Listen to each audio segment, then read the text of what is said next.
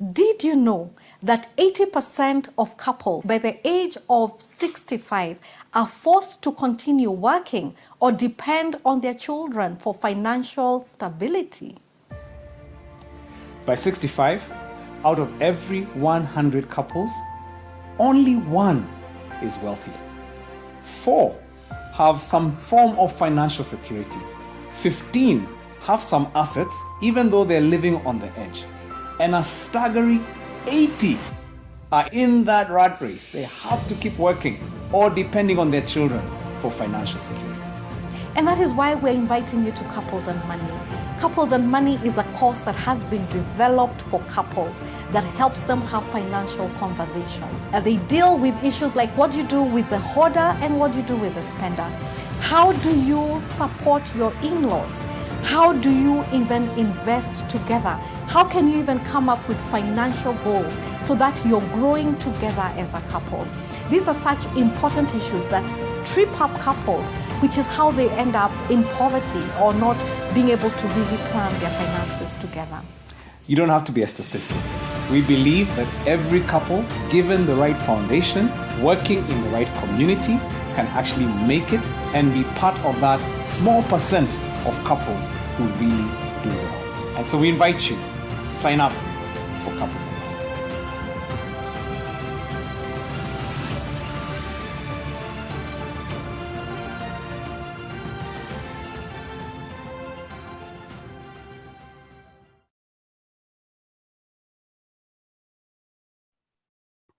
Yeah, welcome everyone.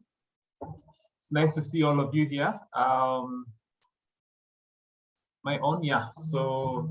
Really happy to see all of you here. My name is Dr. Louis. I'll be your host for the day. Those of you who know me, who don't know me, I'll just do a quick introduction of myself. I'm a pharmacist by training. I'm an entrepreneur. I build businesses. I'm married. I have a lovely wife. We have 3 children together. And we are an alumni of Couples and Money, the sponsor of today's meeting. And I'm really happy to be with you, all of you here today. And just, I can see a diverse number of people. So on the chat, if you're able to say, you know, where we're watching this from. I'm watching from Nairobi. I don't know where you could be watching this from. I know we have people from the diaspora. So your name, who you're with. So I'll say, I'm Dr. Louis. I think that's my flyer going around there on the video. Like I said, I'm a pharmacist. I've built businesses. I thought I knew about a thing or two about money until I came to Couples and Money, and my mindset was just flipped upside down, and I was really empowered. I didn't have to go around pretending I know it all. I just sat down, learned, and was able to just now, you know, really enjoy, the fruits of that. So if you haven't caught it, there's a question, what can I say, a poll going round. As you join, you're meant to do a poll. I can see a lot of you have done it already out of 90. So 97 people have already done it. So yeah, thank you for that. Joyce, I can see you, Ruguru and CJ. Hi guys. CJ, did you tell Ruguru I said hi? We were with you somewhere. You can see people I know, friends and new people. I mean, the community is growing, and that's the point of this platform. Just when you find something good, just share it out there. And and that's part of the questions we're asking today in the poll. Yeah, how did you know about Couples and Money? And I can see the answers are quite up there around, you heard this from a friend, 72% saying that. Zachary and Virginia from Kiambu, from Syokimau. Does Syokimau qualify as diaspora? Justine and Frank. Who else? Can't see my people from diaspora. You know, the local diaspora, if you're from Kenya, you know what I mean. The Rongais and what have you. Yeah, so thank you everyone. I can see people from Bomet, Lodwa, Lower Kabete. You almost had me there. So if I can just go to the poll questions, I can see, we are still answering them. So please answer those. We are at 170 so far. So we're all here because Couples and Money sponsored this event for today. Those of you who caught the advert earlier, Couples and Money is a program by Pastor M and Carol from Mavuno, and it's there to just empower us on how are we meant to do money together. What's the story of our money? How are we meant to help our in-laws set up our financial goals? Sometimes you get married and you came together, then life happens, then you're wondering, why are we still together? You're doing your own money on the other side, I'm doing my money on this other side. Maybe we share a bed once in a while. Yeah, so but really, why are we all together? And are our dreams able to be driven by our finances? So how are you able to give the family a financial vision? Yeah, so that's really why we are here today. There's a nice topic that's been set up for us, and I'm looking forward to hear from Alex on that.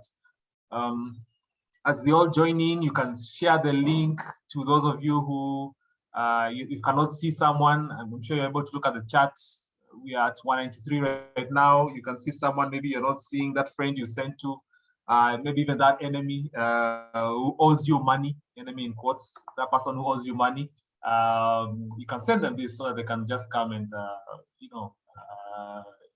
share in this. I see you, Jonathan Langat and Esther from Syokimau. A lot of guys I can see Syokimau mobilized, yeah. Kiambu also mobilized. Banis, you're saying you can't hear me. Am I audible? David from Diani, Abariza Mombasa. But Mombasa, Diani is not really Mombasa, it's Ikwale, but yeah, Abariza Uko. Mwende from Kino. Yeah, so as I prepare for the next, I'd like to introduce the vision bearers of the Couples and Money program. Before I do that, can I just take you through the poll? So the first question was, how has the COVID-19 crisis affected your income? Yeah, 41% of you say, out of a poll of 100, out of 205 of you who have participated, 150 of you who have participated. We are 207, 150 have participated.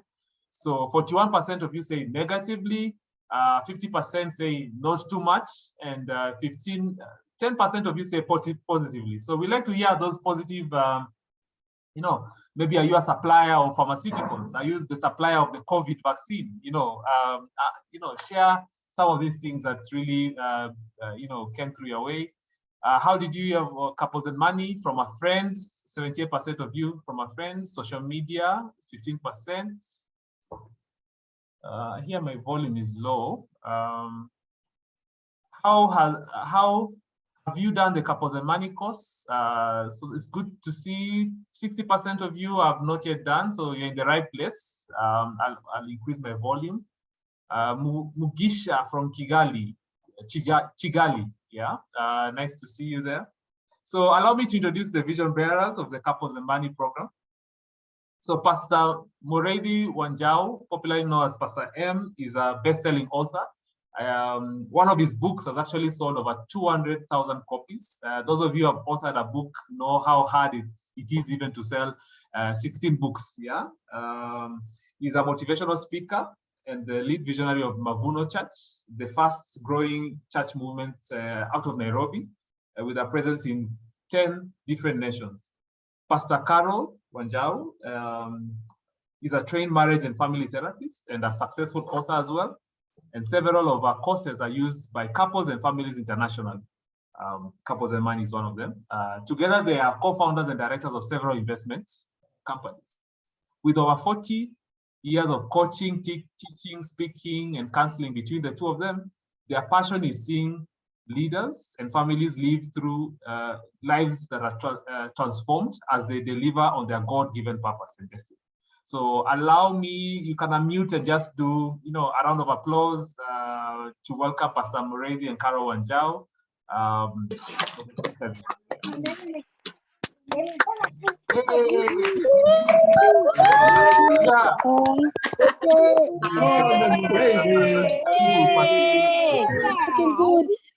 Welcome to looking good.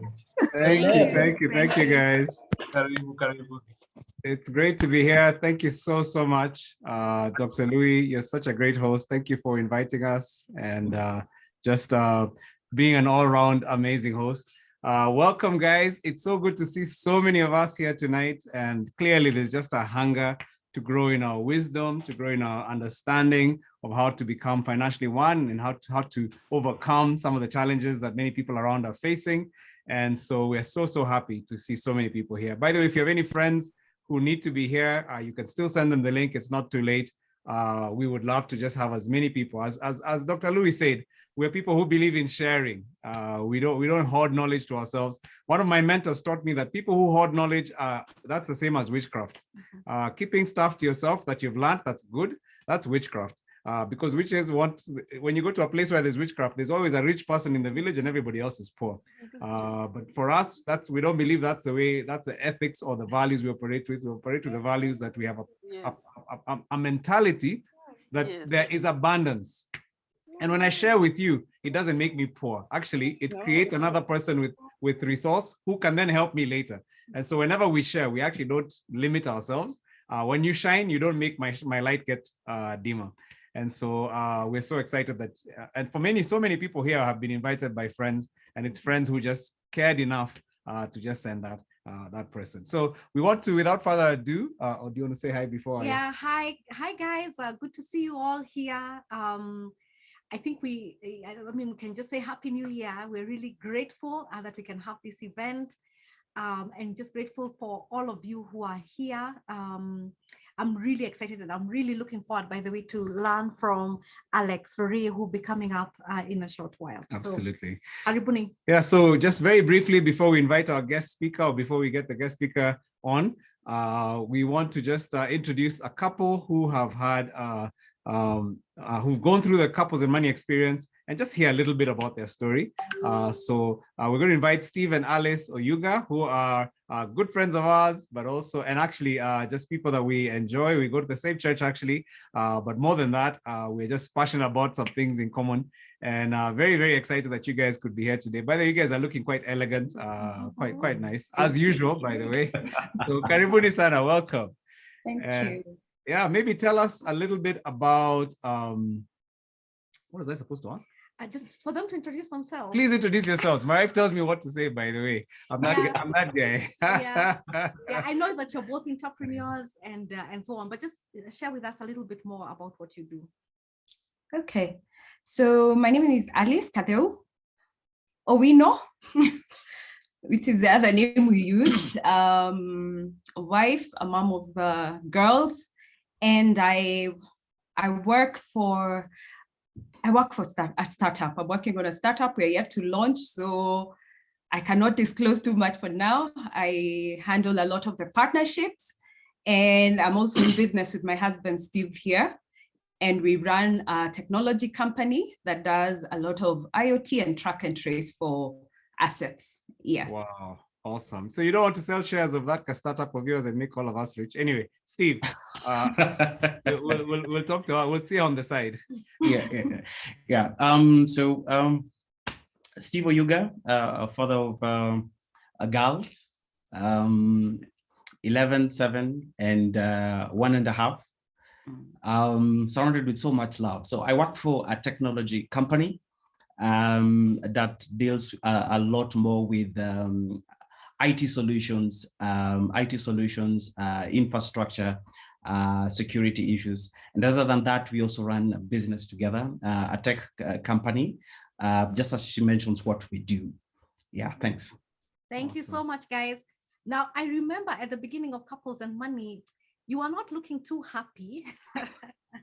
I think, we could see some dark clouds, over Alice, over Steve.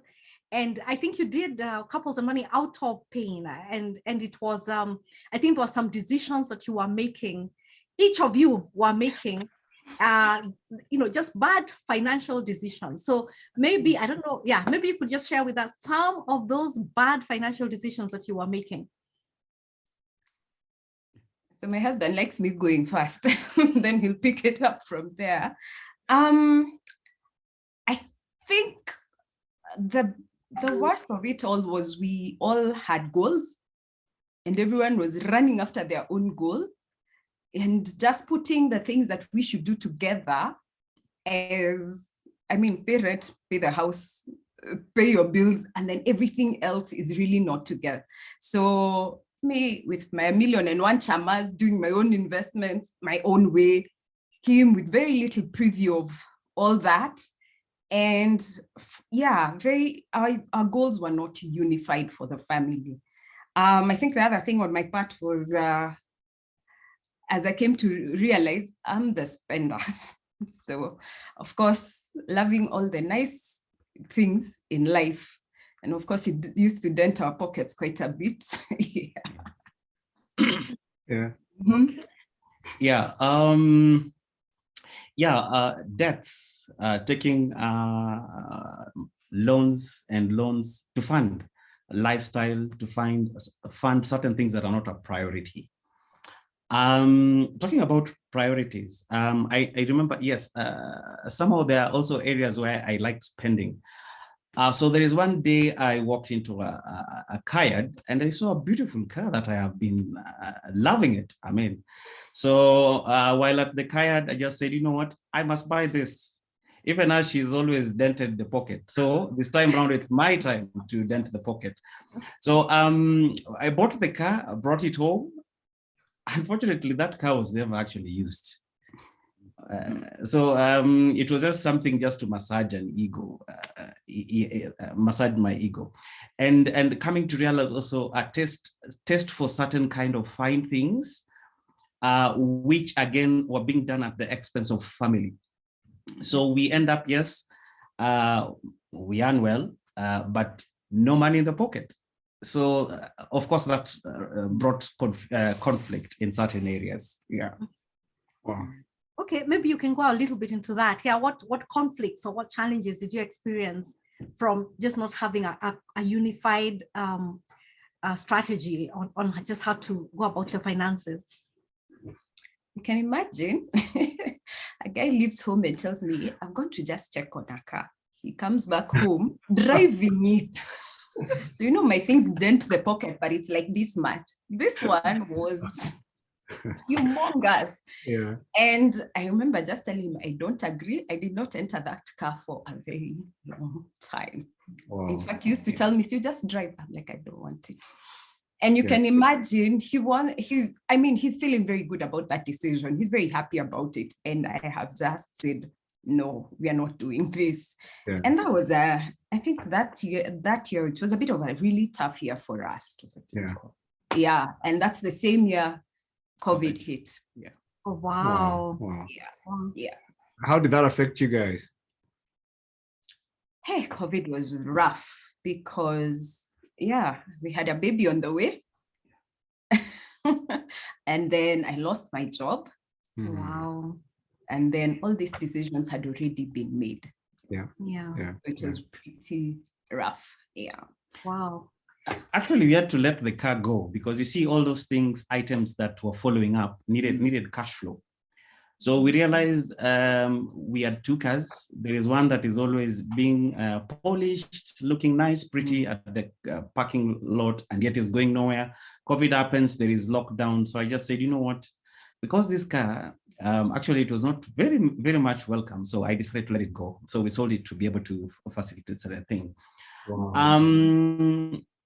That decision in one way also frustrated priority projects because funds that were meant to facilitate the priority projects were diverted into something else. Yeah. So you come to realize the priority projects have to be kept on hold and you cannot be able to move. And mark you, the priority projects are on the basis of family, not individual. Yeah. The car was to make an individual here feel nice, Yeah. but priority projects were affecting the family directly. Wow. So I think that one also brought conflict, even conversation. Our conversations were avoid anything that talks about money. You know, any conversation that you see are directed towards money, I would sneak out because, you know, you're feeling guilty. So we avoided discussions. I know we'd done so much about planning and stuff, but I think that particular season, the conversations around money was very, very difficult. Yeah. So I mean, somebody asked, I mean, you come home with a new car like Nyama Choma, you know, it's like some guys come with Nyama Choma, some guys just come home with a new car. But I mean, this must have been also frustrating. Maybe we can fast forward. You guys come into Couples and Money. You do this 10-week course with other couples, learning from them, growing together. What was the biggest change you saw because of doing Couples and Money? Wow. I think the biggest thing, first of all, is understanding your partner, understanding their background and how it shapes their money decisions, understanding what we call it, the money personality. And that was just the first step into a lot of things. And it really helped us also start having more reasonable conversations, because money conversations used to be fighting. It would never end well. It would end up with, you know what, just do what you want, leave that story. And also being taught how to have safe money conversations. That made a whole difference for us. Wow. Yeah. Wow. Steve, what would you say is different today because of having done this course, like for you guys? Better saving plan, just understanding why are you saving, because in most cases you save but you don't know why you're saving, and two, you don't know even how to fund that saving. All right, so right now we're very clear how to fund the saving and why we are saving, right? And also the class helped us to think in terms of our priorities, in terms of our projects. Those things that we used to do as individuals, right now, we put it on the paper. We put it on the paper and we discuss it. And we agree from our resources, how are we going to fund? I remember one of the class is something that stood out for me is every expense must have a funding. So it just depends on where. Is it from the salary? Is it from your investments? So each and every expense must have a funding, a pocket that is funding it. And it must be very clear because everything has been laid on the table and we are discussing it openly. Even in the absence of the other person, the other partner can easily be able to manage in their absence. Yeah. All right. How it has enhanced our marriage, because now we can talk about money openly, and we can easily account. We can easily account. I can tell you, we can account even for every single shilling, and without a fight. Without a fight. So the conversation about money has actually changed. That's amazing. And the last one would be, the class also helped a lot, because you come to realize that you are at different stages towards your financial freedom. So whatever you're going through is not unique. All right, there is a person who is at a negative, there is a person who is somewhere in the middle. But if with a focus, even the person who is at a negative can surpass a person who was so much ahead. So the class, I can see a number of them here. Thank you so much. We've bonded so much. Their openness helped us to understand that it's not unique, it's normal, but what you need, the actions that needs to be taken must be very, very, very thoughtful. Wow. Man, you guys, I must testify, you look a lot happier. and Alice, you smile a lot. But it's so exciting. Thank you so much for just being open, sharing with us. We really appreciate it. And I mean, the realignment, it's obvious. Just what you guys have shared is so powerful, because so many couples are in that space where we're not aligned financially. Our monies are in different places and it's causing friction. We don't have money conversations. They end up badly when we do. There's just this whole sense where it's people, I mean, we can't have a safe conversation. And then now you're just talking about so many different things about financial literacy, understanding, being authentic, being able to share, and knowing your numbers together so that you have you have similar objectives and similar priorities. And I really just appreciate. Somebody say the realness that is being served is simply amazing. I think we can all appreciate Alice and Steve. You guys are just amazing. Yeah. Thank you. And we wish you all the best on these next steps of your financial journey as you guys walk together as the newest millionaire couple in town. We're really excited about that. So, Thank you. Thank you. yeah, so I'm going to hand over back to our admin and our MC and just say again a big thank you to Alice and to Steve. Yeah, I think there's an ad.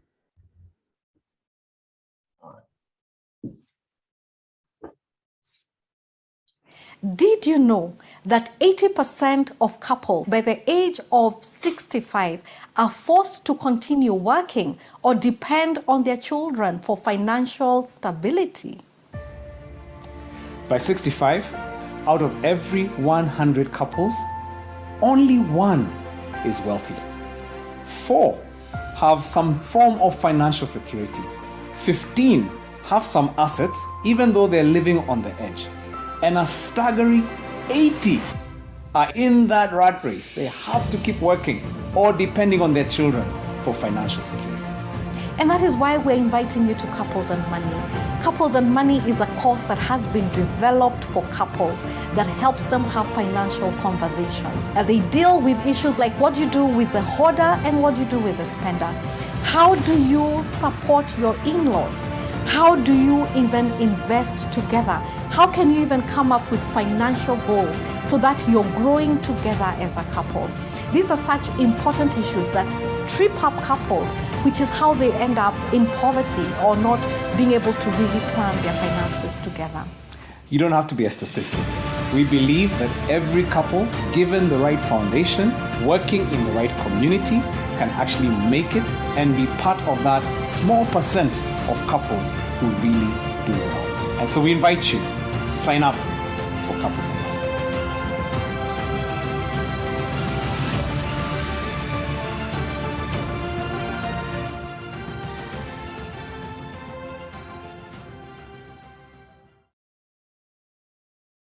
Yeah, welcome everyone. I see we've increased the number. Last I checked, we were 170. Now we are 352.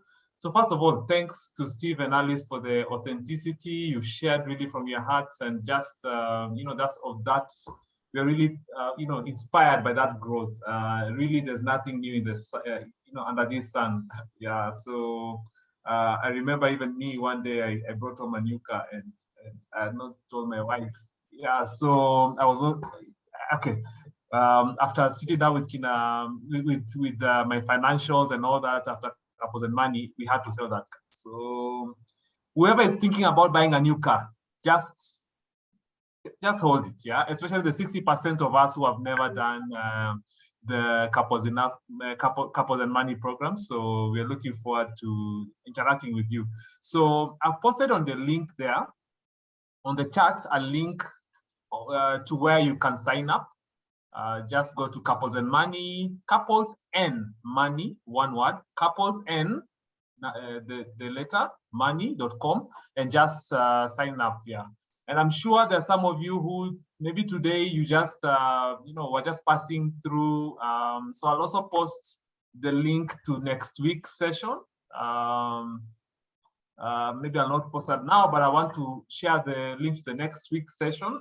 We have another one for the next 2 Thursdays. We'll be having a session, so we'll be looking forward to. Please get a link and just circulate it around. Surely, someone will be blessed from these conversations we're having. So allow me to introduce the topic for today: 5 financial decisions you should make in an economic crisis. Or if you're in Kenya, an election year. In Kenya, every election year is an economic crisis. Yeah, so that's the topic we'll be having today. So you are out there, COVID, whatever financial crisis you might be in, like we said earlier, there's nothing new on the sun. There's always a crisis happening. So what are these 5 decisions that you have to make? I'm looking forward to listening from Alex on that. You can put on the chat there if there are any, especially those of you who have done Couples and Money, like Steve and Alice, which are these poor financial decisions that you are making? I think I also shared mine there. Buying a car, we didn't need an extra car.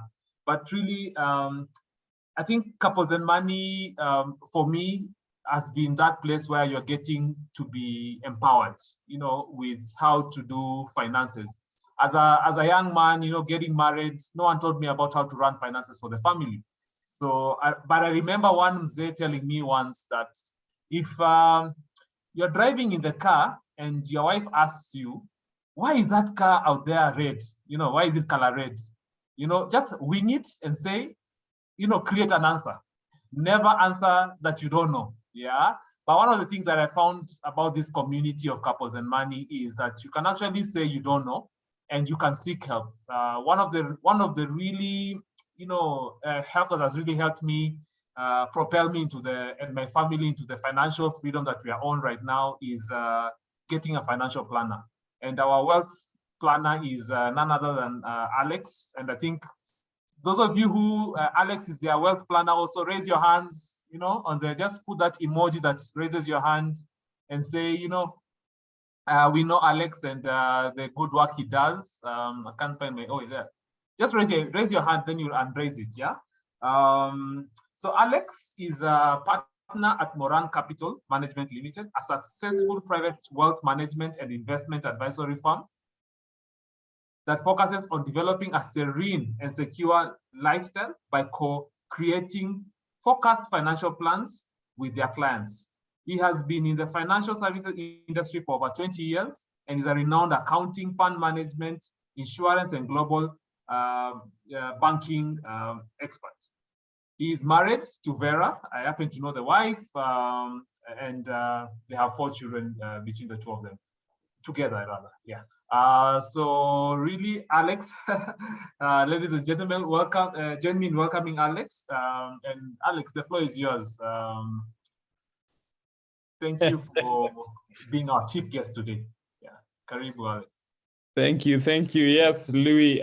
We have them between us, not on this side. We have them between us, family. So it's good to confirm that they are ours. Hapo katikati. And thank you very much for that very generous introduction. One of the things that humility does is when you are put at the feet of your bosses and you're supposed to do something and you remember that they trained you from when you were in diapers. I can hear those discussions of the way people buy random things and then they are not appreciated, and I can identify with them. And in fact, the other confession one can make is that sometimes you use debt to fund those things. So first of all, the thing is not liked, then there is debt behind the scenario. And that's why I was saying, call that conflict in capital. And thank you, Pastor Ev and Pastor Carol, for pulling some of us out of a proper rut and putting our thoughts together, because I'd like to say that, much as you have 23 years as an investment expert, you find yourself making mistakes. So I can imagine, if you've not even had some of those classes, issues can come up which you can't believe how you got into them. This is just a good forum to have a conversation, because a lot of times things come across as very obvious to some people, but to others, it's just complicated in a way you cannot believe. We've trained thousands of people. I've got the opportunity to be a coach, a family life coach in Mavuno, and I can tell you, just listening to the years and years of talking to people, you learn that we overestimate what we know and we underestimate what we don't know. There's a lot that we come to realize that maybe I didn't know some things were so obvious, to be done, but that came to me after I went to the session. And then I thought, how comes I didn't know this? I didn't know about money characters. I didn't know about psychological behavior because of the way you were born. So all these things were new, yet very common. You saw them, but you never put a name to it.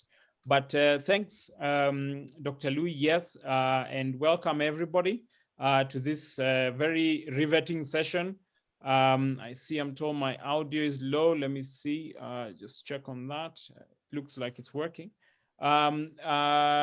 This session, I'm very happy to moderate and I mean to really present here, because it's information which is very personal to me. I obviously, as the CEO of Moran Capital, the passion in me to see that families you know, succeed and have sustainable incomes and sustainable, you know, ways of managing their wealth without conflict. That is something I'm very passionate about and happy to partner with Couples and Money. I personally attended Couples and Money, you know, and obviously Pastor M and Carol asked me what was the motivation. And I said, you know, if you get to think that you've stopped learning and you can't learn anything, then, you know, that's where lack of wisdom starts. And we learned a few things. I mean, we learned all the listening skills. I tell you, I didn't have the listening skills. I thought I knew what's going on. So this evening, I'll try and break down today's subject, and I recommend that obviously you join Couples and Money, so that a lot of the information we give here is broken down. So what we will do today is summarize the information, and you know, hopefully if there are some questions, we'll be paying attention to it. But we'll be happy, you know, if you can join the larger session, and it really drills down to help you understand in a way that gives crystal clear clarity as to how, you know, you should do your financial operations. It helps the relationship very much, very much. The family relationship is enhanced. So without much further ado, I'll go into today's discussion. I know I have about 30 or 40 minutes or so. I'll try to make the best of that time. And as Louis has mentioned, obviously we've been in this industry all of 20 years. Let me just get this off. All of 23 years, and most of those years have been spent in the investment management space and the fund management space and insurance, the financial services, so that what we are sharing here is something that we've picked up over a long time.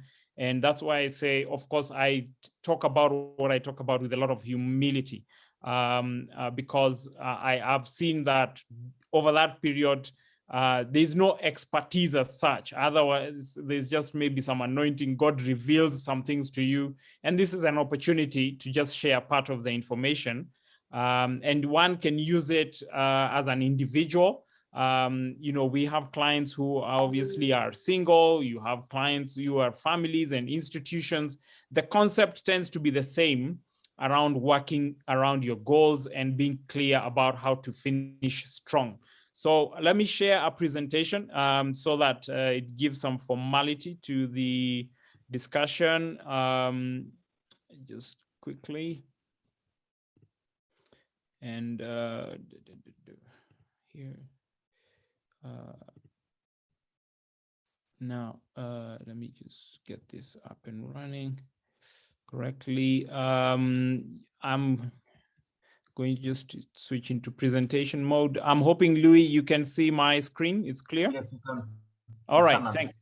Yep, all right, thank you. Just to borrow a second of your presentation time. So if you have any questions, please put them on the chat. We'll mop them up and just categorize them and share them out. So thank you. Alex, okay. The floor is yours, yeah, all right. So we are, as I mentioned, Moran Capital. We are a wealth management firm, and the role really entails helping people to manage their wealth and create sustainable financial solutions for families, and that is something we're very passionate about. So moving on, we talked about five financial decisions we need to make for the election year 2022. Now, I'd like to mention that these financial decisions, when we talk about elections basically present a certain challenge. They describe a crisis or an event or something that could shape the economy or shake the economy and therefore affect your financial well-being or give opportunities and that kind of thing. So this here in Kenya, obviously in August of this year, I think it's the 9th of August, we're going to have elections, and we have to think about what is going to be our financial decision, what are going to be our financial decisions so that we can be left standing after the storm. The elections just create a storm, and we have five areas we want to talk about, and very, very briefly. One obviously is your income. Obviously, how are we going to look at our income? Is it going to increase, decrease, be stable? What opportunities do we have, and what mitigation can we do to control those environments that affect our income? The other one we're going to talk about, obviously, is controlling expenditure. Why and what kind of expenditure are we controlling? We need to have some thoughts around this. We need to think about debt. In an election year, there's volatility. So we want to talk a bit about debt. And if you're thinking about walking to it, what kind of information should you be thinking about, and what kind of mitigating strategies should you take towards those kind of decisions? You might want to take long-term debt, short-term debt. What are you thinking about doing, and how can it be affected by this cycle that we are now in? We also want to talk about risk management that you should think about. And as I mentioned, elections are one event, and we always talk about these events driving our decisions. And in terms of risk management, you want to say that elections, and you know about it, elicit a lot of emotions. So what kind of risk management should you have when, we know politicians are going to whip up emotions? We are going to have a lot of people getting carried away, or otherwise, some of those who lose need some medical attention. What should they have in place right before this happens? What decisions do you need to have taken? Because, people will invest heavily, and, you need to think about that. Then we also have people dynamics. I like the fact that Steve and his partner Alice talked about some people dynamics about sharing information. As you can see behind me here is my family. And these are stakeholders for me. So I have my wife, Vera. We have our 4 children. They're in school. And I have my parents who, then they have grandchildren and have relatives.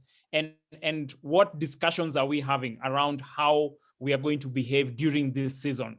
If anything changes, or there's going to be some changes somewhere, what are we going to do? Are we going to get a visa and move out of the country?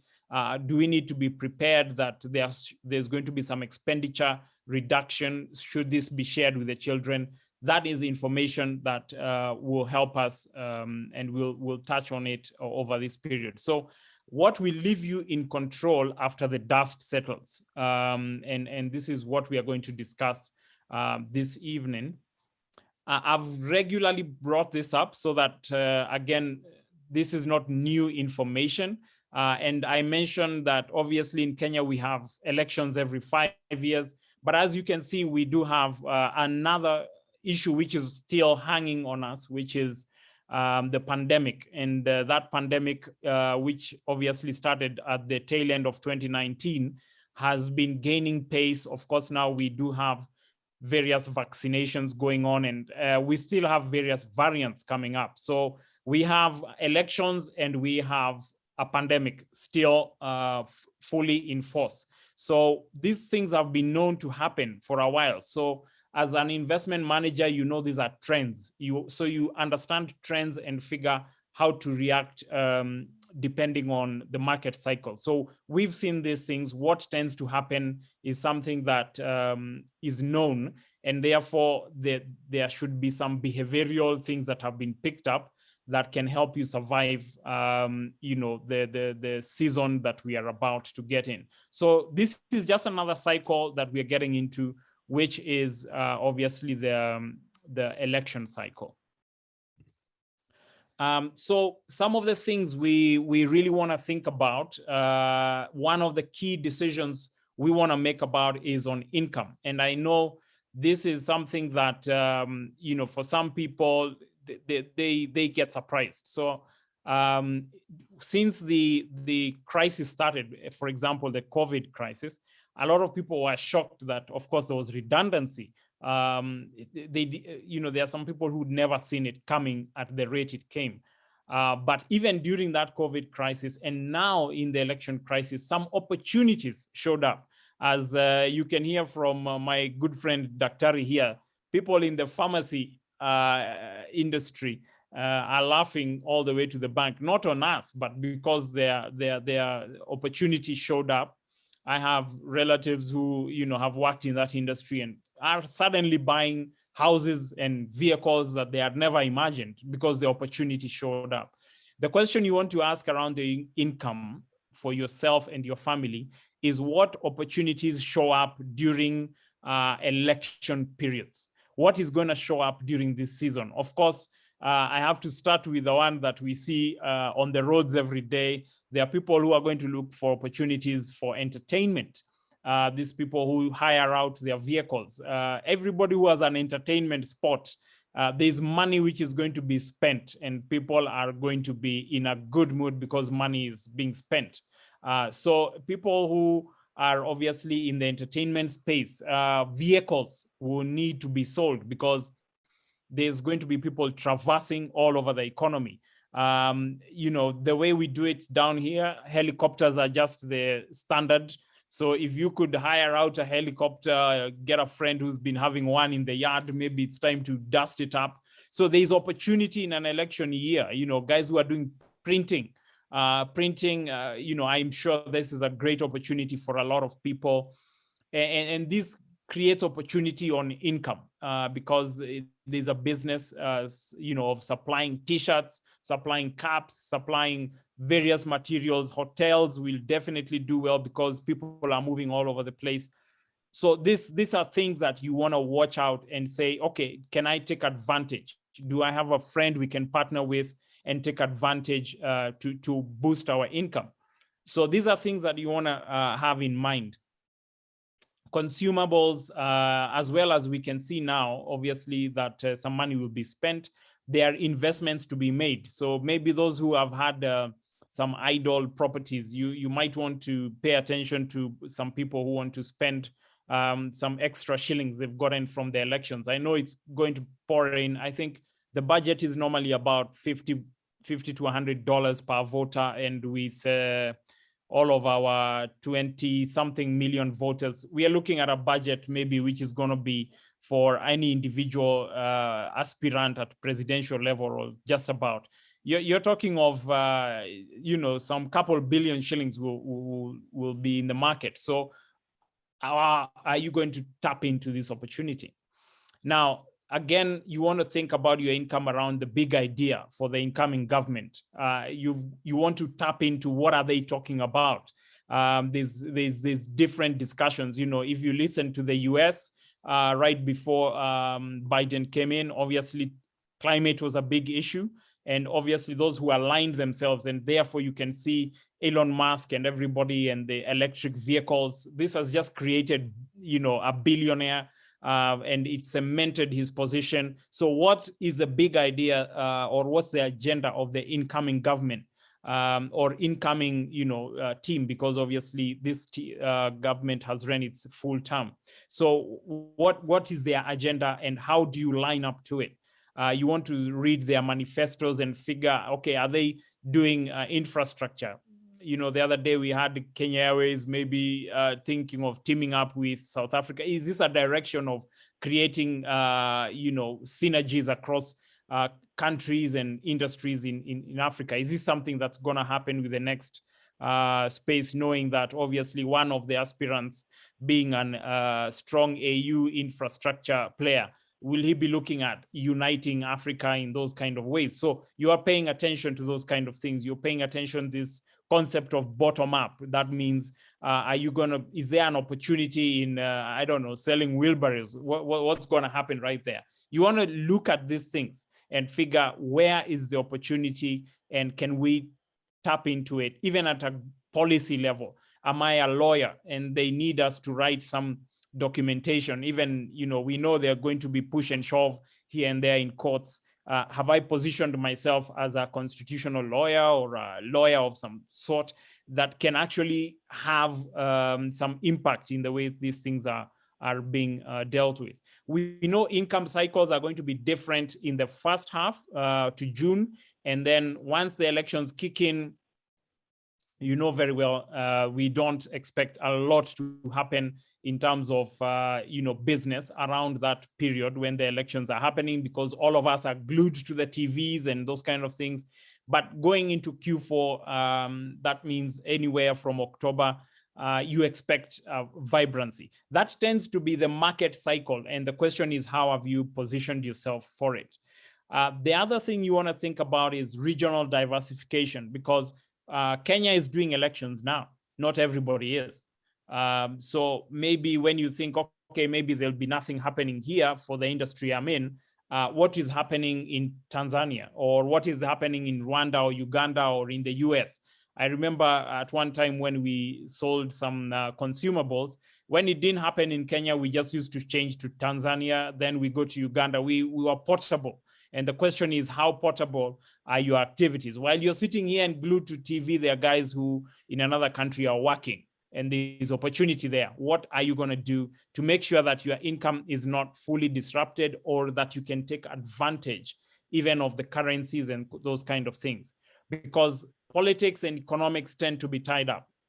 As you've seen, in our timelines, you kind of know what happened during the single party. It was a kind of a lull, nothing much changed. But coming into, the current regime that came in around 2002, 2005, around the elections, there's always a flurry of activity. And, just looking at 2017, you could see just when, the election started, the equity market just went down, picked up, the results were announced, and, you can see the stock exchange was very happy when the, results were announced, and then suddenly the markets came down. So what are you going to be doing around then, and how are you going to be positioned? These are discussions people need. Should I be holding dollar? Should I be holding Kenya shilling?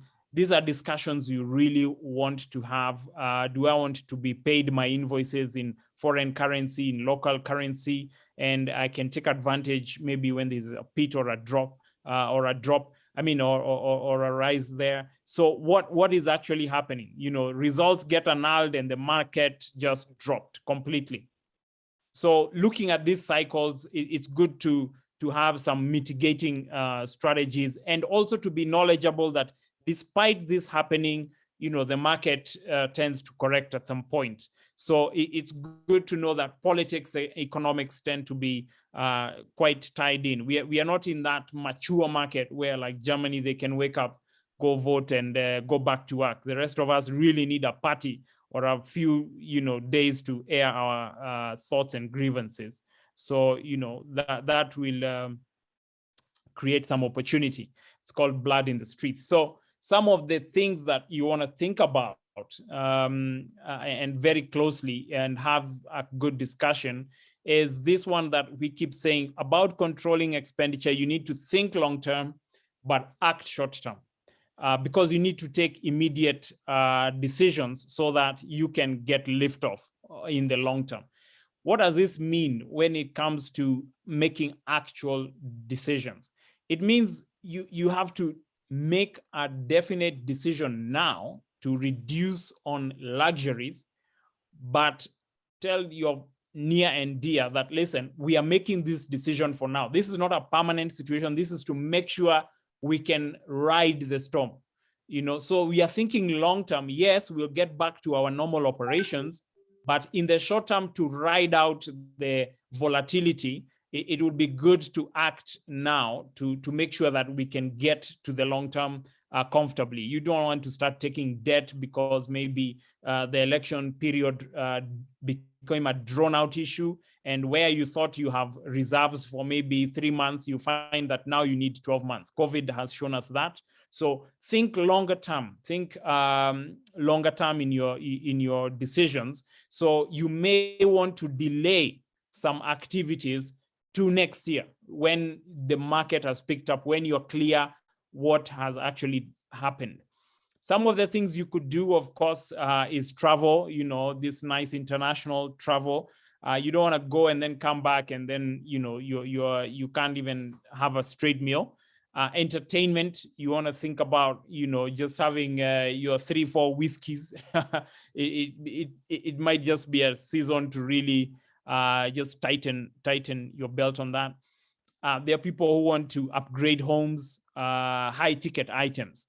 You are not under any pressure, but you feel that maybe last year you got a bonus and you feel like going and buying a new car, like my friend Steve and Daktari.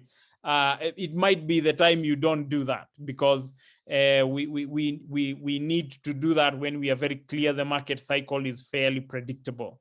So you want to think about high ticket items and pack it for a while until when we know how this turns out. You want to see eating home cooked meals.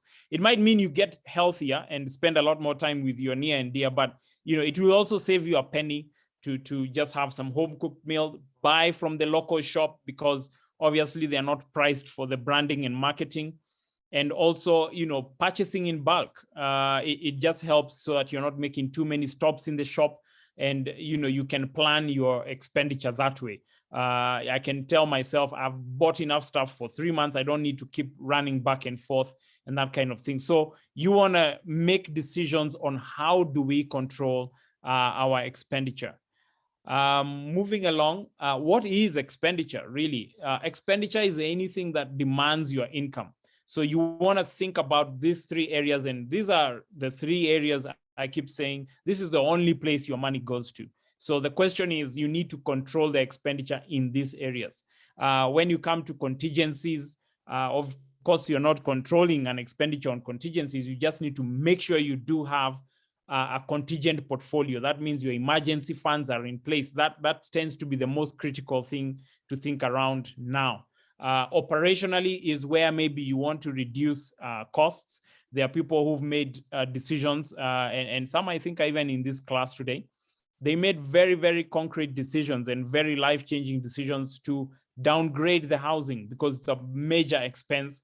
And of course, later on, they'll pick up and go into the house of their dreams, but you need to tide over this period. So operationally, you need to think, do I need to spend this much? Do I need to upgrade housing and other maintenance costs? Do I need to buy my dogs the top line food, or do I just need to make sure we are okay to tide over this year without necessarily driving up debt and those kind of things?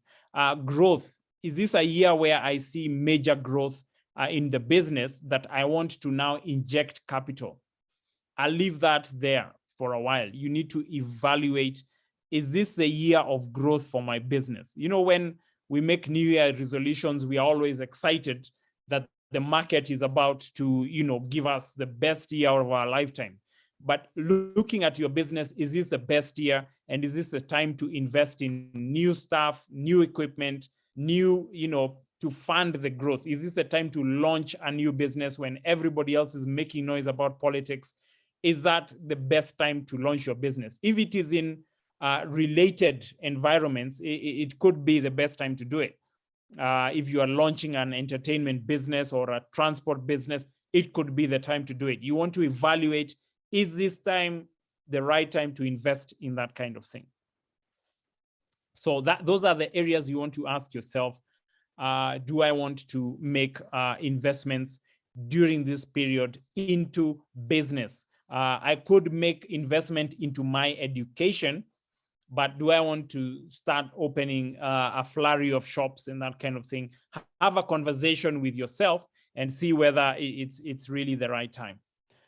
The other key decision you really want to make financially is, given that we have seen that it is a period of risk, do I want to increase or reduce debt? Around now, of course, because a lot of businesses see themselves having a reduced velocity in business, you know, depending on the cycle or the kind of business you are in. Of course, if you are in the media industry, it's time to hire. Maybe it's time to increase investment, and maybe you need to take on some more debt. That may be something that you think about. But we know there are segments of the market where, you know, in an election cycle, you know, things come down. And for that reason, you could find job losses and redundancies. And you want to ask yourself, do I want to increase debt when I am facing a possibility of actually a redundancy? Because ask yourself, our business, what cycle does this particular event present? Is it an upward trend, or is it a lull, or is it a downward trend? Therefore, how do I mitigate in case there was a redundancy and that kind of thing? How am I placed? Should I also be taking more debt over this period?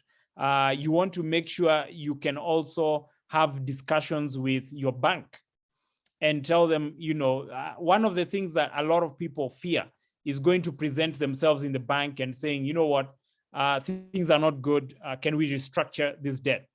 So it may be a time that, especially if you're running a business, you may want to have an earlier discussion with your bankers about, can we make sure that we can restructure? Because ordinarily I'm able to pay, but during this cycle, I might have challenges. And you know, they are lenient institutions, and they can understand the cycle and tell you, listen, we can give you an overdraft, and you know, as long as it performs by the end of the year or during this period, then you're okay. But just have the conversation. I find that one of the things that a lot of people avoid, and I also did it until I learned that the bank is interested in giving you money and the next guy, as long as you can explain to them, and they don't have to write these things called non-performing loans. So as long as you can explain how you can pay, and they can see, yes, the market cycle will create some tension. You saw even COVID season, banks were told to, first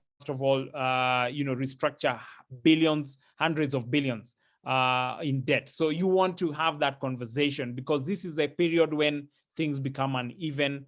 But the other things you can do, obviously, is use windfalls and idle assets to start making prepayments so that you can reduce the burden. You don't have too many phone calls about what's going on. This is a key decision you want to think about around now. If you've got a bonus, you want to think, okay, let me just reduce it. And again, I want to link this to the conversation one step up or two steps back, where we said, think long-term, but act short-term. Think long-term, act short-term. So you want to have this conversation where you say, you know what, let me reduce the exposure now. If I feel that we have potential in the next year and I see the market cycle, the period has settled, then I may think of those kind of things. But you know the kind of shackle debt will throw at you. And you want to especially pay off expensive debt, your credit cards, some unpaid bills, because while you're sitting there and there's a market lull as everybody's staring, waiting for, you know, for us to know who's gonna run the government for the next period, you know, you still have the bank calling you, and the costs are still ramping up. So you want to make sure that you've reduced this as much as possible.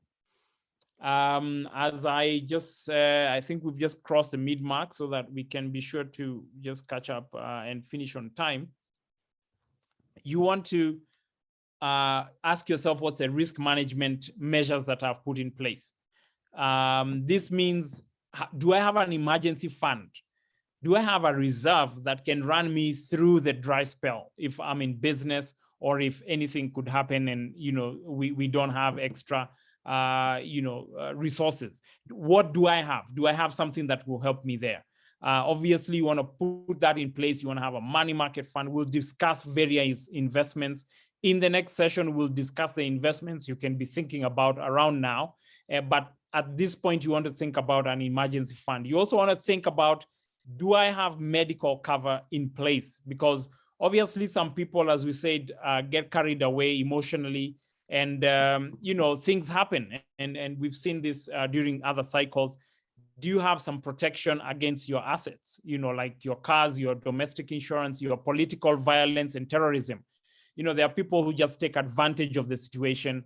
You want to make sure that, you've covered that. You've covered against opportunistic behavior. So you want to have the insurance and those kind of things in place. Very critically, C around here is the portability and ease of access to your money. There are times you can't move around. The government can put a season when you can't move around. Can you wait for the results? And banks are not open, and this is happening. There's just a period of instability. You want to make sure you have portability of cash. So you've sorted out your cash flow planning, making sure you have online banking, making sure you have mobile banking. You also have things called email indemnity. I can write to the bank and tell them what I need. So you need to have these things in place so that you are able to function even during such a period. So you want to make sure that you have portability as your risk management going on. So that's very important. And I think we want to pay attention to that now before something happens that then you start thinking, oh my God, M-Pesa, everybody's trying to withdraw. So I need to figure what else I need to do, maybe mobile banking. Think about it now so that you have put these things in place so that at that time you're not running in a flurry trying to figure out how to sort yourself out. So these are decisions even as a company you have to think about. You have payroll to run, you have employees at home. So you can't all meet and sign off things. So how will you operate so that things don't come to a halt over the period? You want to also have your asset liability register and put your important documents in a safe. I looked at the other day in the States, there was a tornado, was it? And it wiped out a lawyer's office, and his documents went all over, and he couldn't make decisions because documents disappeared. You want to make sure that you have your information safe, things like your assets, your liabilities, and you have a conversation with your near and dear as to where these things are, because you might need them at some point, and things happened and you don't know where you have. Do you have copies of them? Do you have it in digital format so that you have all this information in a way that you can relate very quickly? So you want to scan your titles and these kind of things. At the same time, you want to put originals in a safe and, have all your information about your stuff somewhere together and in order.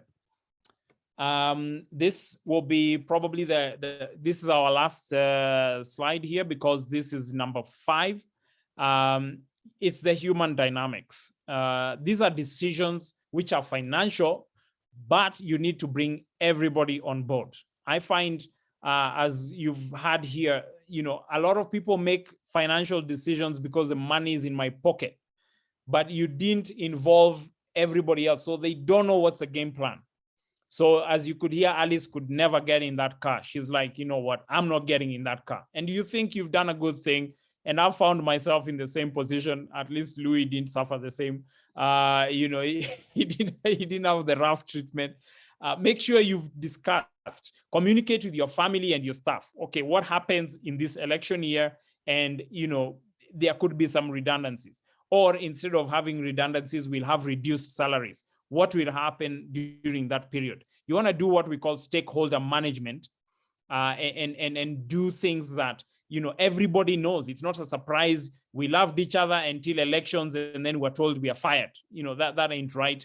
Or we lost a job, we didn't see it coming. You want to make sure that you help your people to see things coming, and obviously retool yourself. Yeah. So you want to make sure that your skills are portable as well. I can take them to the other company. So I'm not stuck maybe with one institution, and if things didn't go according to plan and we got laid off, I wouldn't be able to port myself to another company. And obviously the worst can happen. Do you have estate planning in place? Do you have a will? This, as I've mentioned once or twice, elections are emotional as well. And do you have estate plans in place? Who would administer your estate if the worst came to the worst? You want to know, because even I would want to know what the other people are planning for me to do in the event things just went off. So these are things that I would say that financial decisions and key decisions you need to make this year are at least in this space. But now we will be able to discuss investment decisions in the next one, so that you can see which investments one can get into. We'll be stepping into that in the next session. I think that's next week or so. And we'll discuss the options. But first of all, right now is to set your mind to be able to have these conversations, so that, not a lot is coming as a surprise to you or your family. You've organized yourself and things can just run smoothly. So with that, I think I'd probably just want to invite back, will that be Pastor M? Or that's our moderator, Dr. Louis, and then maybe could invite Pastor M, and we could run it. If there are some questions, I can see there are some issues here about making wills and that kind of thing. But yeah, I don't know. Dr. Louis, do you have a will? That's the question I'm writing right now. How does one set up a will? I think I've been postponing that conversation. I know I've been kept accountable on it. It's been a while. Yeah. So yeah, I think it's let's hand over to Pastor. Have you? Thank you, Alex, for that. I think a round of applause for Alex. And Pastor, I'm over to you to handle this. I'm just putting some questions for you to respond to. Awesome. Thank you so much, Alex. We're so excited that you have shared that. This is actually really good stuff. I hope you guys have enjoyed it. Alex, if you don't mind stopping the share, so all right. we can see you instead. All right. Awesome. And my goodness, wasn't that amazing? Could I just ask everyone to just give a big hand for Alex? Let's just give a big Zoom hand and just appreciate this man over here. Thank you so much for that. And it's just exciting to learn. I mean, for me, I've heard you speak before, but I think you've really just honed it down. And I believe that even for those of us who are not from Kenya, from different countries, there's just incredible knowledge here, because crisis happens everywhere. As you saw, there's COVID-19, our economies are all going through that. And other crises will come, and these crises are cyclical. And so absolutely really valuable stuff. And I mean, we've taken stuff out of this, as you talked about, just, have we updated our will? Are we ready for this? Have we had a crisis meeting with our staff to say, what if? How ready are we for whatever could happen? And I think this is just something that is really helpful. Somebody said Africans are afraid of writing wills. And I just think that's one of the things we have to get away from, because one of those things that is 100% certain. You're not certain of many things, but you're certain that you will die.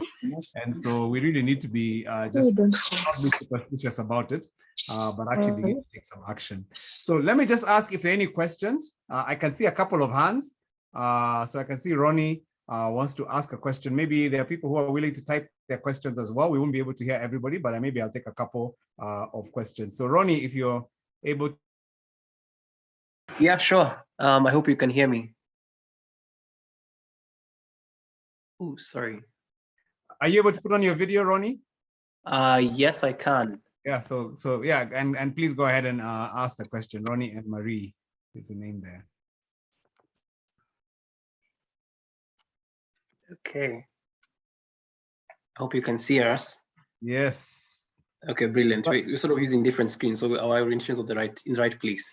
Awesome. Thank you so much. Where you guys are zooming in from? Oslo. Oh, Oslo. Oh, nice. All the way from Norway. Very cool. All right, please go ahead. Brilliant. Thank you. And thanks as well, Alex, for the wonderful presentation. I think what I'd like to ask, and it's something, my wife and I have discussed, given we're from different cultures, is for me, I think one of the sort of never-ending ongoing tax on my income is family support, where, in our culture, once you've made it to an extent, there's an expectation that you support people or you'll hire people, right? And I think my biggest challenge has always been, what is a framework someone should adopt, either for them or yourself, to either sort of cut off or close the taps in a manner that is respectful and sort of honors your family goals financially, but also honors the relationships you have with, family. Yeah, really good question. Thank you so much, Ronnie. And we're going to, Alex, if you could just note that one down. And then I'm going to ask Rosina, whose hand is up as well, if they could also just ask their question. If you don't mind turning on your video and then asking the question, your hand is up as well. And Alex, we'll take 3 and then you can answer them. All right. So Rosina, are you able to speak? Can you unmute? Okay. All All right. right, go ahead. If you're able to turn your video on, Yeah, that would be sorry, nice. my hand was up applauding Alex's Oh, you're presentation. uploading. So it was like, yes, I forgot to lower it. Let me lower it immediately. Sorry about that. That is Thank okay. you. That's absolutely okay. Alex, there's another question here that asks, maybe, so this could be a second one. What if your spouse or partner does not know about some of the assets you own?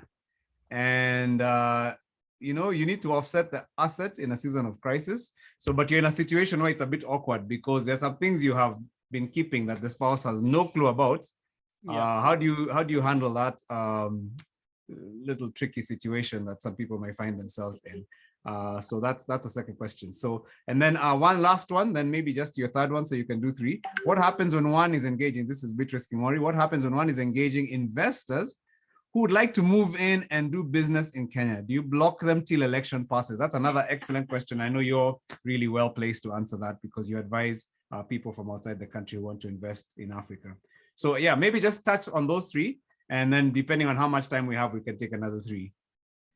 Right. Okay. So now the first one, obviously, you know, some structural issues there around family support.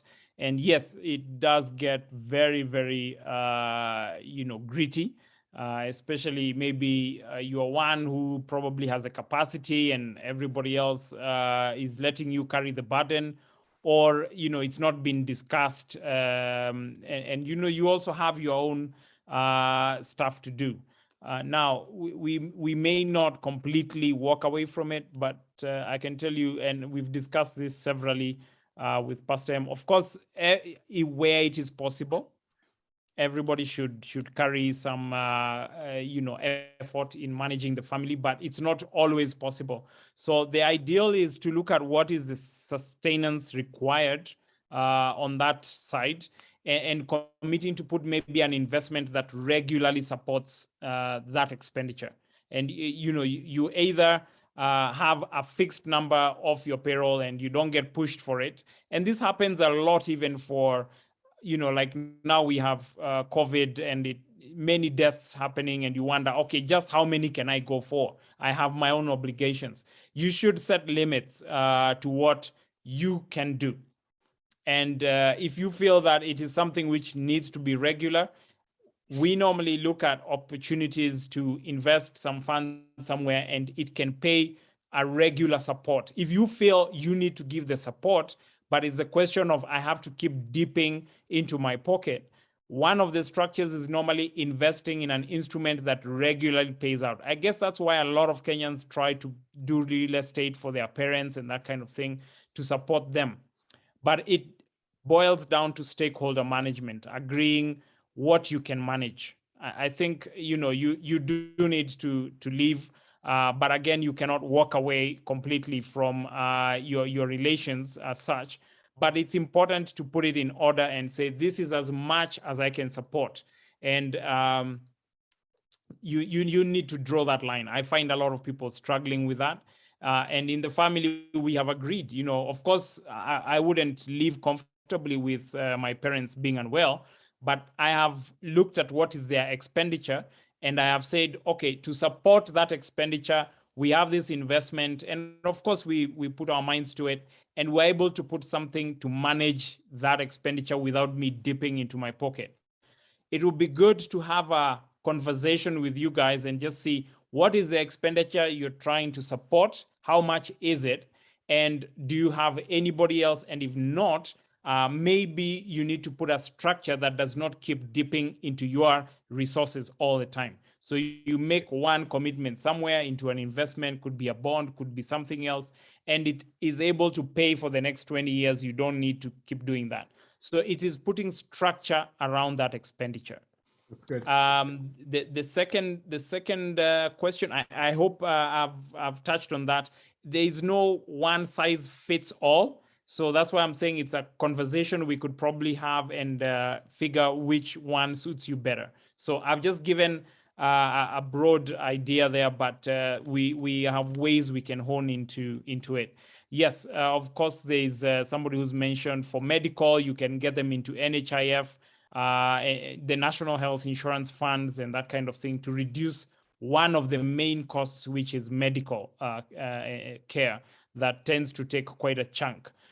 So you want to make sure those systems are there. How do they get paid for medical regularly? Of course, we know that sometimes you bust that number, and that's why I'm saying it's good to see how to support if there's extra support needed in a structure that does not dip on you every single time. But you must set a limit and say, this is as far as I can go. Otherwise, you can't remove somebody who, is drowning and you're trying to get them out of the pool. It won't work. Okay, the other one is, what if a spouse or a partner does not know of some assets and now it's critical? Now, this is actually a very tricky scenario here because, there's trust issues here that obviously come up because maybe we suffered before and you didn't talk about it. And now that there's this crisis you've brought up from under the table, an opportunity. I think, as I keep saying, it's a stakeholder management issue. I see a lot of times because we have not, as Alice alluded to before, we are all rowing, we paddling different strokes and we are in the same boat. So the boat is just moving round and round in circles instead of heading forward. You need to have you need to control this thing and put yourself in a boardroom. I'm sure you've probably worked a couple of times in a boardroom and you see it gets hot. Sometimes you just need to face the heat and say, listen, this for me was a security item. And given that now we have a security scenario, I can put it on the table. So it's time to maybe bring out the things from the catacombs and put them on the table. But I find that, when you looked at those expenditures that we talked about there, the contingency, the operations and the growth, they are people who, just are very careful about having contingency and don't want, to bring up issues or assets which somebody could just gobble up and put it into your growth portfolio. So they keep this information quiet because they feel it might be misused. I think the way to deal with it is to, first of all, put all the issues on the table and say, this here is for contingency periods. And this being an election year, and this being a crisis possibility, I want to put it on the table because this is the kind of season this responds to. But in the future, I think you need to put it on the table and say, yes, I have this, but it will only be used during a crisis.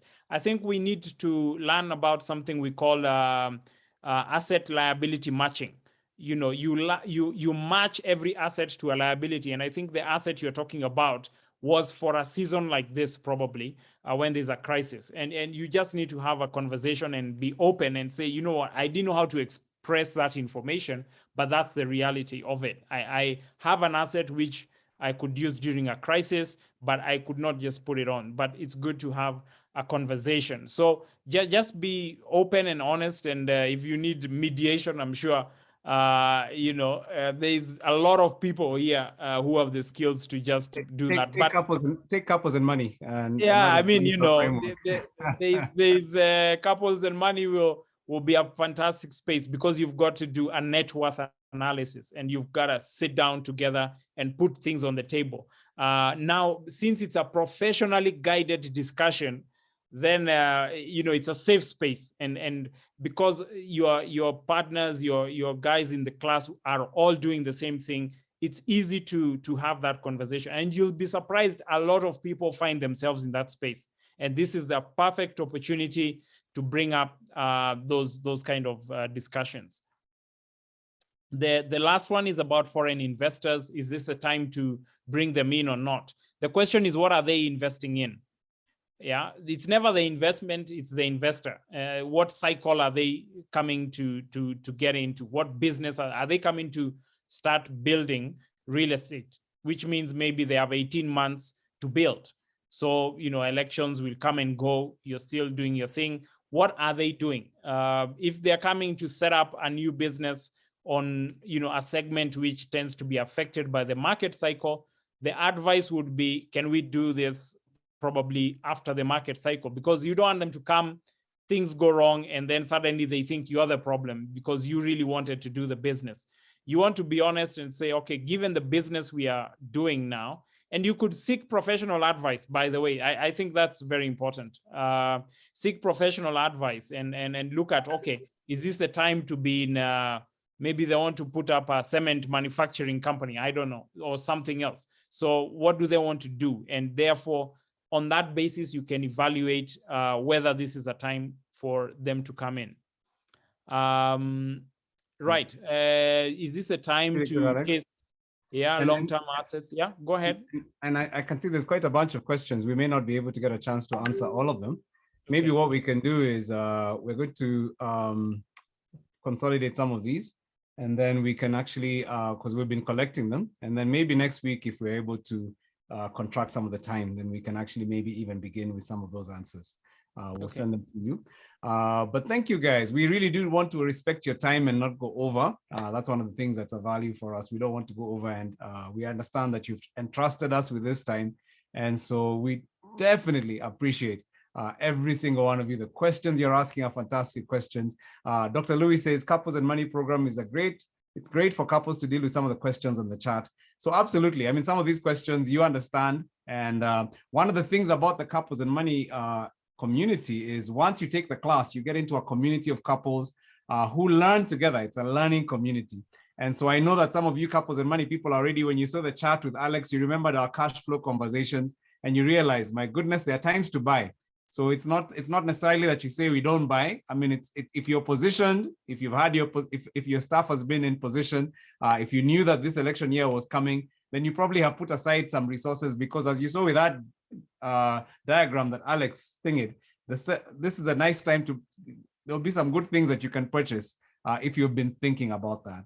And so so we're going to just take a pause, and Alex is going to be back next week. As he said, we're going to be talking now. He started with just the negative part, which is how do you prepare for the worst when there's an economic crisis in your country or any place. It's not just, it's a global right now. The whole world is going through a global issue simply because of COVID-19. But this is something that happens. There are cycles, economic cycles with every economy in the world.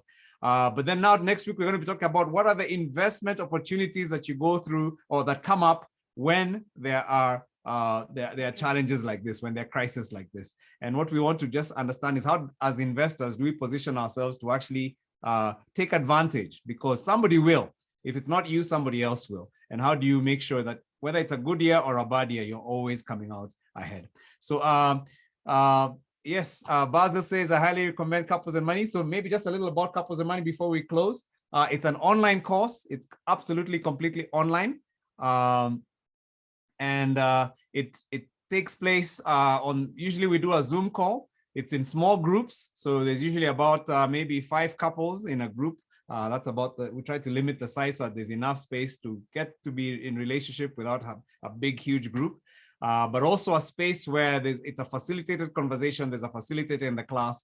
There's video content. So you're going to find video content every week that you're able to absorb and assimilate. So we don't have lots of reading to do, because it's actually mostly video and it's short videos. They're about half an hour each week. And then you get a worksheet where you can download that, and you're able to get some questions to help you converse as a couple. It's a really phenomenal resource. As you've heard tonight, we've seen many couples, hundreds of couples coming in at a place where there were so many things hidden and so many things that we're not discussing about, or just conversations that were difficult, and then leaving with one perspective and clarity about what their purpose is as a couple and what they want to achieve together. And so this is something, I mean, as we talked about, finance is one of the key issues, key reasons for divorce and separation. And so we really believe that this is one of the ways you divorce-proof your marriage, but also position yourself for success going forward. So if you're interested in signing up, there's some conversation.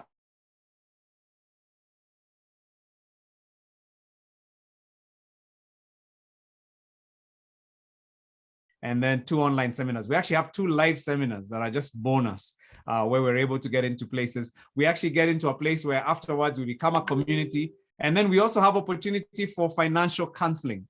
So every couple gets opportunity for free financial counseling with people like Alex, wealth advisors. And as you saw with the hands going up, many of us have benefited and extremely from just having a coach. Let me tell you, even the greatest people in the world, the greatest athletes have coaches. Tiger Woods has a coach. And name any athlete that you admire and they have a coach. It doesn't matter whether they're the best of the best in the sport. Eliud Kipchoge has a coach who doesn't run as well as him sometimes. You might even be fast, but you need somebody to pace you and help you figure out what you're doing wrong and what you can do better. And so those are just some of the benefits of being in this community. We have a weekly marketplace where we trade with one another as well. So we support each other's businesses and we encourage each other to start initiatives like those. So anyway, the longest short of it, if you would like to sign up, there's a link on the chat by Persis. So just click on that. There's a website there that tells you a lot about Couples and Money, but also an opportunity to sign up. It's only 2,000 shillings to sign up for the class, the whole class, which is $20 US. Yeah. And then the Kenyan economy usually is quite convenient because you just remove 2 zeros to get the dollar number. And then you go to the class cost is 19,000 shillings, which is $190. And so the $20 is simply just what do I call it? It secures your space, helps us to start planning for you, and then it gives you an opportunity to either pay the whole amount at once if you want to pay the rest of the balance, or you can space it out in 3 investments as you go. We've got a great website that's very interactive, and you're going to find all your materials are going to be on that website. By the way, for those of you who have not been part, who did Couples and Money last season, the website is new. And so we really believe that the people coming in this year will even have a better experience because it's a great interactive website that has all the resources. So yes, I think I am supposed to pass on to Dr. Louis, who's going to tell us about, I guess you have the results to share from our poll, and then just to conclude as we end the evening. Thank you, Pastor M and Pastor Carol, and each of you for sticking it out. Thank you for, I think, just give us 2 more minutes as we wind down. The poll results are as follows. I think that 57 of you voted. How are you impacted by COVID? 43% negatively, 10% positively, and 47% not so much. How do people hear about Couples and Money? Through a friend. And it's really, like Pastor M said, it's witchcraft not to share something good when you find it. So share with a friend, share with social media, 16%, and others. Have you had a chance to do Couples and Money? So we have 63% of you have never done Couples and Money. So you're in the right place. And again, next week we are meeting. So there's the second part of this series. We'll be talking about 5 investments you can do in this season. So really thanking everyone from Steve and Alice, Alex for taking us through that, and each and every one of you for participating. The chats were very fiery and blazing, and thank you for all just putting it out there. Allow me to say a prayer in closing. Is there anything else that I'm required to do? Anything I'm missing? If none, I'll just allow me to pray. All right. So let's bow our heads in prayer. Our dear Heavenly Father, we thank you for this session. It's been quite enlightening.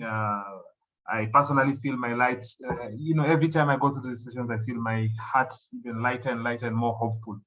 Specifically pray for Beatrice, who shared something around finances being a heavy conversation, especially with a spouse who's not maybe on the same page. We pray, dear Lord, for you to just reach out and just soften their hearts and you've seen us. You've seen those of us who are even more hard-headed, and you've seen us soften and convert and just stand up for our families and just give a better financial vision without leaving anyone behind. I would just pray this for us, and as we look forward to the week, the balance of the week, may we have a good time, and we meet again on Thursday next week. In Jesus' name we pray and believe.